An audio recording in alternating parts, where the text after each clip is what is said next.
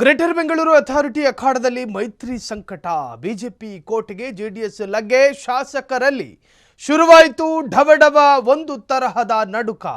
ಮಾಜಿ ಪ್ರಧಾನಿ ದೇವೇಗೌಡರು ಒಂದು ಹೇಳಿಕೆ ಬಿಜೆಪಿ ನಾಯಕರಿಗೆ ಟೆನ್ಷನ್ ಕೊಟ್ಟಿದೆ. 120 ವಾರ್ಡ್ಗಳಲ್ಲಿ ಜೆಡಿಎಸ್ ಸ್ಪರ್ಧೆ ಮಾಡಲಿದೆ. 369 ಗ್ರೇಟರ್ ಬೆಂಗಳೂರು ಅಥಾರಿಟಿ ಕಾರ್ಪೊರೇಟರ್ ಸೀಟ್ಗಳಿದ್ದಾವೆ. ಬಿಜೆಪಿ ಕೋಟೆಗೆ ಜೆಡಿಎಸ್ ಲಗ್ಗೆ. ಶಾಸಕರಲ್ಲಿ ಶುರುವಾಯಿತು ಸಂಕಟ. ಮಾಜಿ ಪ್ರಧಾನಿ ದೇವೇಗೌಡರ ಒಂದೇ ಒಂದು ಸ್ಟೇಟ್ಮೆಂಟು ಬಿಜೆಪಿ ನಾಯಕರಿಗೆ ಒಂದು ತರಹದ ಟೆನ್ಷನ್ಗೆ ದೂಡಿದೆ. 120 ವಾರ್ಡ್ಗಳಲ್ಲಿ ಜೆಡಿಎಸ್ ಅಭ್ಯರ್ಥಿ ಕಣಕ್ಕಿಳಿದ್ರೆ ಏನು ಗತಿ?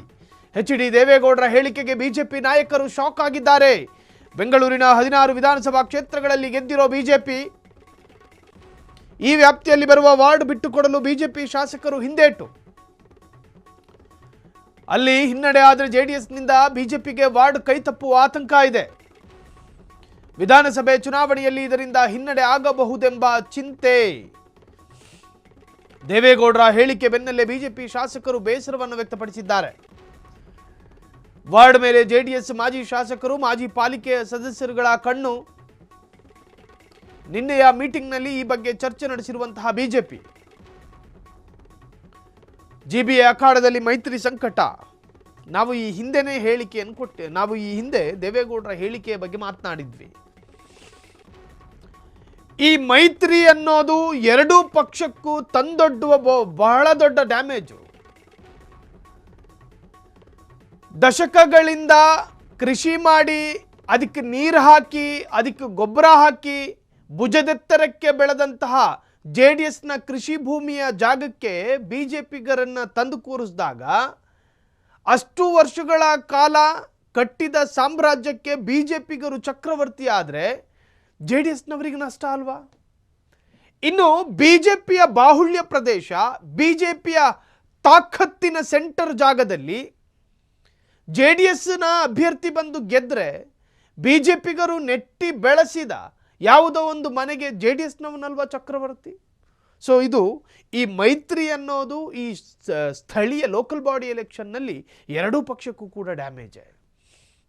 ಉದಾಹರಣೆಗಳನ್ನು ಕೊಡೋದಾದರೆ, ಹಳೆ ಮೈಸೂರು ಭಾಗದಲ್ಲಿ ಬಿಜೆಪಿ ಸ್ಟ್ರಾಂಗು ಅಂತ ತಿಳ್ಕೊಳ್ಳಿ.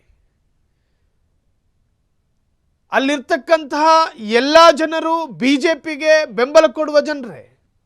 ಮೈತ್ರಿ ಅಂತ ಬಂದಾಗ ಇದು ಜೆಡಿಎಸ್ ಬಾಹುಳ್ಯ ಪ್ರದೇಶ, ಇಲ್ಲಿ ಜೆಡಿಎಸ್ಗೆ ಮಾತ್ರ ಬಿಟ್ಕೊಡ್ಬೇಕು, ಬಿಜೆಪಿಗರು ಯಾರು ಕ್ಯಾಂಡಿಡೇಟ್ನ ಹಾಕಬಾರದು ಅಂತ ಹೇಳಿ ಜೆಡಿಎಸ್ ಹೇಳಿದ್ರೆ ಬಿಜೆಪಿ ಕೇಳುತ್ತಾ? ಇಲ್ಲ. ಮೈತ್ರಿ ಅಂತ ಬಂದಾಗ ಬಿಜೆಪಿಯ ಕ್ಯಾಂಡಿಡೇಟನ್ನು ನಿಲ್ಲಿಸಬೇಕು ಅಲ್ರಿ. ಅಲ್ಲಿ ಜೆಡಿಎಸ್ ಸ್ಟ್ರಾಂಗು ಗುರು, ಬಿಜೆಪಿಯವರು ನಿಂತ್ಕೊಳ್ಳೋಕ್ಕಾಗಲ್ಲ ಅಂದರೂ ಕೇಳೋದಿಲ್ಲ. BJP candidate ನಿಲ್ಲಿಸ್ತಾರೆ. ಜೆಡಿಎಸ್ ಗೆದ್ದು ಬರ್ತಾ ಇದ್ದ ಸಾಂಪ್ರದಾಯಿಕ ಪ್ರದೇಶದಲ್ಲಿ ಏಕಾಏಕಿ ಬಿಜೆಪಿಗರು ನುಗ್ಗಿ ಗೆದ್ದುಕೊಂಡು ಬಂದರೆ ಜೆಡಿಎಸ್ಗೆ ಲಾಸು. ಮೈತ್ರಿ ಅನ್ನೋದು ಗತಕಾಲದವರೆಗೂ ಉಳಿಯಬಹುದಾದ ಮಂತ್ರಮಾಂಗಲ್ಯನ ಅಲ್ಲ. ಯಾವಾಗ ಬೇಕಾದರೂ ತಲಾಕ್ ಆಗಬಹುದು. ಈ ಹಿಂದೆ ಜೆಡಿಎಸ್ ಬಿಜೆಪಿ ಮೈತ್ರಿ ಆಗಿರಲಿಲ್ವಾ? ಅದೇನು ಕಾಲಕ್ಕೆ ಸಂಸಾರ ಮಾಡ್ಕೊಂಡು ಹೋಯ್ತಾ? ನೋಡ್ತಿದ್ದ ಹಾಗೆ ಇಬ್ಬರು ಮುಖ ತಿರ್ಸ್ಕೊಂಡು ಹೋದ್ರು. ಹಂಗೆ ಕರ್ನಾಟಕದಲ್ಲಿ, ಅದರಲ್ಲೂ ಕೂಡ ಬೆಂಗಳೂರು ಅನ್ನೋ ಮಹಾನಗರದಲ್ಲಿ ಗ್ರೇಟರ್ ಬೆಂಗಳೂರು ಅಥಾರಿಟಿ ಎಲೆಕ್ಷನ್ ನಡೆಯುತ್ತೆ. ಜಿಬಿಎ ಎಲೆಕ್ಷನ್ನು 198ರಿಂದ 202 ಕಾರ್ಪೊರೇಟ್ ಸೀಟ್ಗಳಿದ್ದ ಈ ಬೆಂಗಳೂರು ಈಗ 369 5 ಪಾಲಿಕೆಯಾಗಿ ಮಾರ್ಪಟ್ಟಿದೆ. ಹಿಂಗಿದ್ದಾಗ ಇಲ್ಲಿ ಮೈತ್ರಿ ಅಂತ ಬಂದಾಗ ಸೀಟ್ ಹಂಚಿಕೆ ವಿಚಾರದಲ್ಲಿ ತಕರಾರು ಅಂತೂ ಖಂಡಿತ ಆಗುತ್ತೆ. ನಾ ಕೊಡೇನು ನೀ ಬಿಡೇನು ಅನ್ನೋ ಥರ ಎಲ್ಲ ಹಗ್ಗಜಗ್ಗಾಟಗಳು ಶುರುವಾಗ್ತವೆ. ಎಚ್.ಡಿ. ದೇವೇಗೌಡರ ಹೇಳಿಕೆಗೆ ಬಿಜೆಪಿ ನಾಯಕರು ಶಾಕ್ ಆಗಿದ್ದಾರೆ. ಬೆಂಗಳೂರಿನ 16 ವಿಧಾನಸಭಾ ಕ್ಷೇತ್ರಗಳಲ್ಲಿ ಗೆದ್ದಿರುವ ಬಿಜೆಪಿ ಈ ವ್ಯಾಪ್ತಿಯಲ್ಲಿ ಬರುವ ವಾರ್ಡ್ ಬಿಟ್ಟುಕೊಡೋದಕ್ಕೆ ಬಿಜೆಪಿ ಶಾಸಕರು ಹಿಂದೇಟು. ಅಲ್ಲಿ ಹಿನ್ನಡೆ ಆದರೆ ಜೆಡಿಎಸ್ನಿಂದ ಬಿಜೆಪಿಗೆ ವಾರ್ಡ್ ಕೈ ತಪ್ಪುವ ಆತಂಕ ಇದೆ. ವಿಧಾನಸಭಾ ಚುನಾವಣೆಯಲ್ಲಿ ಇದರಿಂದ ಹಿನ್ನಡೆ ಆಗಬಹುದೆಂಬ ಚಿಂತೆ ಕಾಡ್ತಾ ಇದೆ. ದೇವೇಗೌಡರ ಹೇಳಿಕೆ ಬೆನ್ನಲ್ಲೇ ಬಿಜೆಪಿ ಶಾಸಕರಲ್ಲಿ ಬೇಸರ. ವಾರ್ಡ್ ಮೇಲೆ ಜೆಡಿಎಸ್ನ ಮಾಜಿ ಶಾಸಕರು, ಮಾಜಿ ಪಾಲಿಕೆ ಸದಸ್ಯರ ಕಣ್ಣು. ನಿನ್ನೆಯ ಮೀಟಿಂಗ್ನಲ್ಲಿ ಈ ಬಗ್ಗೆ ಚರ್ಚೆ ನಡೆಸಿರುವಂಥ ಬಿಜೆಪಿ. ಹಾಗಾದರೆ ಈ ವಿಚಾರದಲ್ಲಿ ಮುಂದಿನ ಅಪ್ಡೇಟ್ಸ್ಗಳನ್ನು ಗಮನಿಸ್ತಾ ಹೋಗೋದಾದರೆ, GBA ಸಂಬಂಧ ಒಂದು ಕಮಿಟಿ ಮಾಡೋದಕ್ಕೆ ಕೇಸರಿ ಪಡೆ ನಿರ್ಧಾರ. ಒಂದು ಕಮಿಟಿ, ಅದನ್ನು ಗಮನಿಸೋದಕ್ಕೊಂದು ಕಮಿಟಿ. ಆ ಕಮಿಟಿ ಮಾಡೋದಾದ್ರೆ ಆ ಕಮಿಟಿಯ ಉದ್ದೇಶಗಳೇನು ಗೊತ್ತಾ?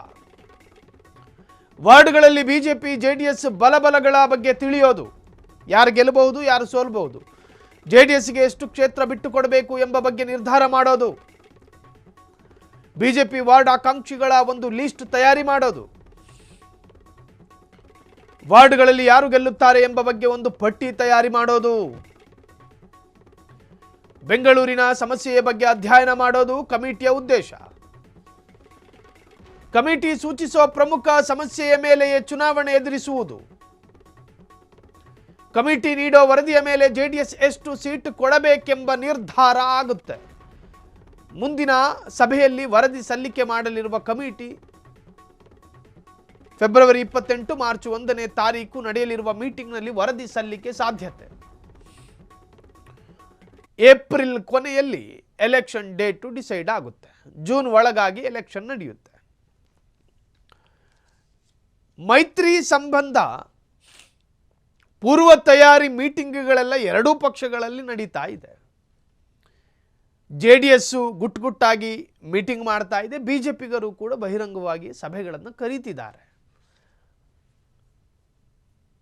ಮೈತ್ರಿಯ ಮುಖಾಂತರವೇ ಸ್ಥಳೀಯ ಎಲೆಕ್ಷನ್ನಲ್ಲಿ ಎರಡೂ ಪಕ್ಷಗಳು ಅಸ್ತಿತ್ವ ಉಳಿಸಿಕೊಳ್ಳುವ ಸರ್ಕಸ್ ಮಾಡ್ತಾ ಇದೆ. ಬಿಜೆಪಿಗರಿಗೆ ಒಂದು ಸಣ್ಣ ಖಿನ್ನತೆ ಕಾಡ್ತಾ ಇದೆ. ಒಂದು ವೇಳೆ ಮೈತ್ರಿ ಮಾಡ್ಕೊಂಡ್ರೆ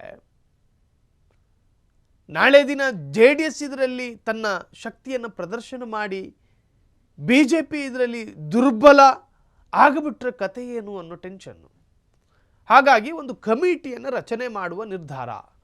ಆ ಕಮಿಟಿ ಗ್ರೇಟರ್ ಬೆಂಗಳೂರು ಅಥಾರಿಟಿಯಲ್ಲಿ JDSನ ಎಷ್ಟು ಆಸ್ಪಿರೆಂಟ್ಗಳಿದ್ದಾರೆ, ಬಿಜೆಪಿಯ ಎಷ್ಟು ಆಕಾಂಕ್ಷಿಗಳಿದ್ದಾರೆ, ಒಂದು ವೇಳೆ ಕಂಟೆಸ್ಟ್ ಮಾಡಿದ ಜಾಗದಲ್ಲಿ ಯಾರು ಗೆದ್ದಿಯಾರು ಯಾರು ಸೋತಾರು,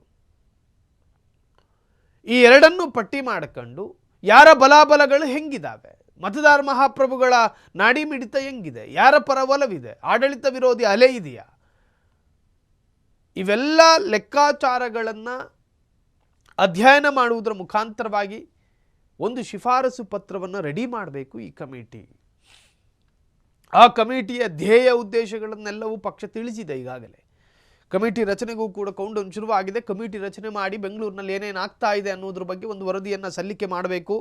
ಮಾರ್ಚ್ ಎಂಡಿನ ಒಳಗೆ ಆ ಕಮಿಟಿ ಎಲ್ಲ ಲೆಕ್ಕಾಚಾರಗಳನ್ನು ಕೂಡ ಬಿಜೆಪಿಗರಿಗೆ ತಲುಪಿಸಬೇಕು. ಅದರಂತೆ ಮುಂದಿನ ದಿನಗಳಲ್ಲಿ ಬಿಜೆಪಿ ಒಂದು ಬಹುದೊಡ್ಡ ಮಹತ್ವದ ನಿರ್ಧಾರವನ್ನು ತೆಗೆದುಕೊಳ್ಳಲಿದೆ. ಕ್ಷಣ ಕ್ಷಣದ ಸುದ್ದಿಗಳಿಗಾಗಿ ಫ್ರೀಡಂ ಟಿವಿ ಸಬ್ಸ್ಕ್ರೈಬ್ ಮಾಡಿ, ಲೈಕ್ ಮಾಡಿ ಹಾಗೂ ಫಾಲೋ ಮಾಡಿ. ಹೊಸ ಸುದ್ದಿಗಳ ನೋಟಿಫಿಕೇಶನ್ಗಾಗಿ ಬೆಲ್ ಐಕಾನ್ ಮೇಲೆ ಕ್ಲಿಕ್ ಮಾಡಿ.